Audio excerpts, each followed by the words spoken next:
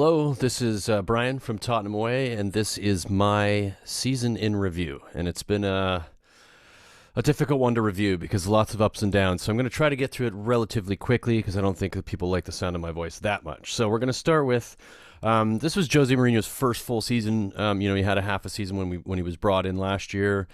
So I think going into the season, everybody was feeling pretty upbeat about it. He had done okay in their last preseason, but it was his first transfer window. So an opportunity to bring in some new players, which on paper looked quite good. We had Bale come in, we had Højbjerg come in, we had Doherty come in. So it seemed from a investment perspective that we had done reasonably well, and we had a pretty good squad going into the season, and things were looking up, and they were looking up. Harry Kane and Sonny had a very good start to the season, dangerous across the board when it comes to scoring goals. It was week in, week out, really reading each other. For me, the two best players on the pitch by far the entire season, I would say. There's some other players that stood out for me, but those two in particular, and I would have to say in particular Harry Kane. He's gone another level up, which I was surprised by, adding assists to his game, which currently now at the end of the season he's leading both goals and assists. So hopefully he can maintain that, and we'll have that for the rest of the season. In November, we're top of the league, so this is how good of a run we were on. Now, I do have to say that the likelihood of the reason we were top of the league was because a lot of the other teams were struggling to sort of get their feet in this very busy, very strange, very limited preseason that most teams were able to have. A lot of them finishing Europe, getting 2 weeks off, and then starting a season again. So I think it was a little bit maybe inaccurate to say that we deserved to be top of the league, but we were. And of course, we were hopeful and arrogant and typical Spurs fashion, felt like we were going to win the league because what else are we going to do? We gotta enjoy what we can enjoy.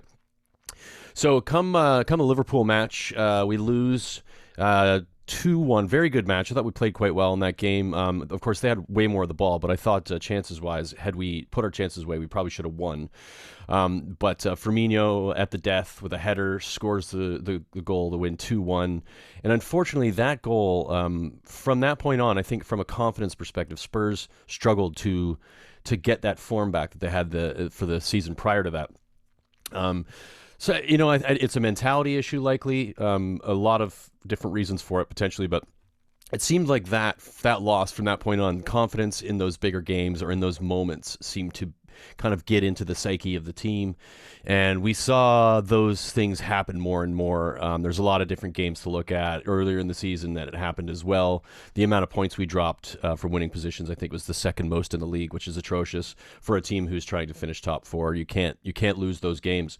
The Newcastle game, the West Ham game, we can all remember, obviously, that Liverpool one. And there was more and more, like, as the season went on, we all knew what was going to happen. We go up 1-0 early, team equalizes before the half or just after, and then they score in the last 10 minutes because either we've lost our legs or lost our heads, which is probably a combination of the two.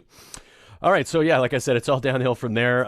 We lose to Everton in the FA Cup in a pretty smashing game. I quite enjoyed that game because we played really on the front foot, but in doing so, we're exposed at the back desperately. 5-4 loss. Again, we dominated the game, should have won, but our defense this season, and I'm going to just talk about that in this section because it was just incredibly poor defending across the board, especially in the center half's position. But the inconsistency, even from our left side and right side in the fullback positions, was never right. It was never solid. It was always kind of a game here and a game there. You'd see one of them, whether Aurier or Reguilon, play out of their skin, play really well, and then the next game, massive errors with poor decision making. So difficult to watch our defense going forward. Relatively comfortable. I did think our midfield kind of faded pretty heavily because we had Højbjerg, no depth there for him to get any rest. I think he's probably played more games than anybody else, and probably in Europe this season. I think Spurs have played more games than any other team in Europe. It's around in the 50s, it's somewhere top 50s. But anyway, it's a lot. And he just started to wane as well. So we got an easy run then to the Carabao Cup final. We did beat Chelsea in a shootout, which I thought was a highlight, but we got through on a bye, and one of them, we faced Brentford to get through, which we didn't really make it easy, but we still got through. And then, of course, we're going to meet Manchester City in that final. And then meeting Manchester City is always, it's a bit of a, oh God, here we go scenario, because, they think that they won it against us, obviously. They won 2-0 was pretty comfortable, but I think that was their fourth in a row. So this was kind of their trophy.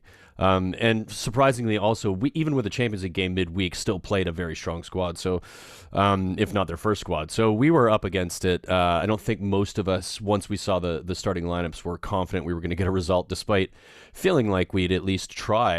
It didn't seem like that, but perhaps just coming up against a much better side.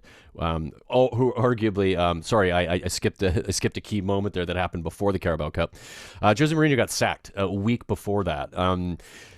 Really strange time to sack Jose Mourinho. I was Jose out at some point, but it was mostly due, like I would say, the summer. I would always say on our Tottenham Way pod or show that we should wait till the summer. Just let him finish. Let him get us through the final. If a manager is going to get into a final with Pep, Jose is probably the one you'd want.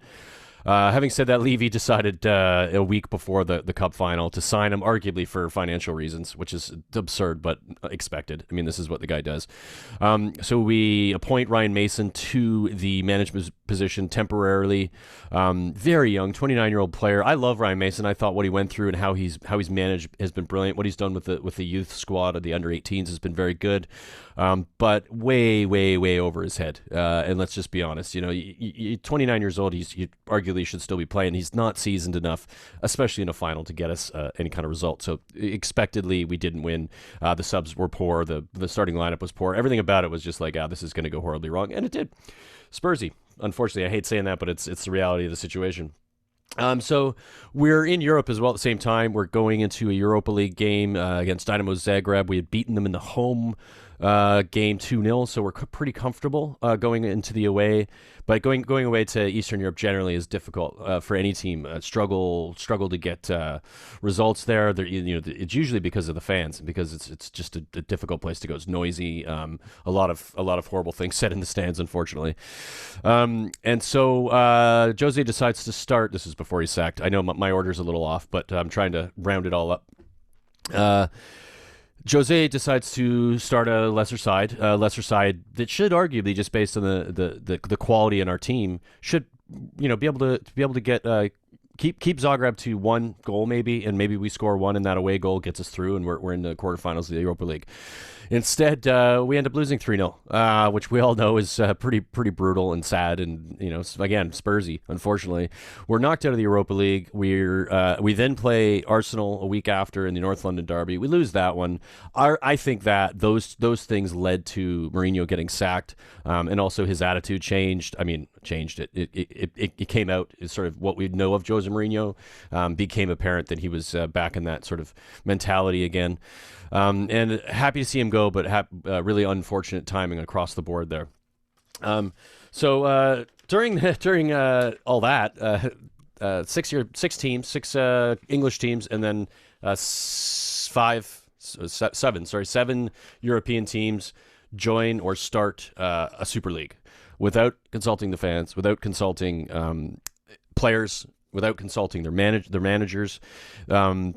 Doing this ridiculously, without any consultation or any understanding as to what we might think, what fans might think, and what players and management might think.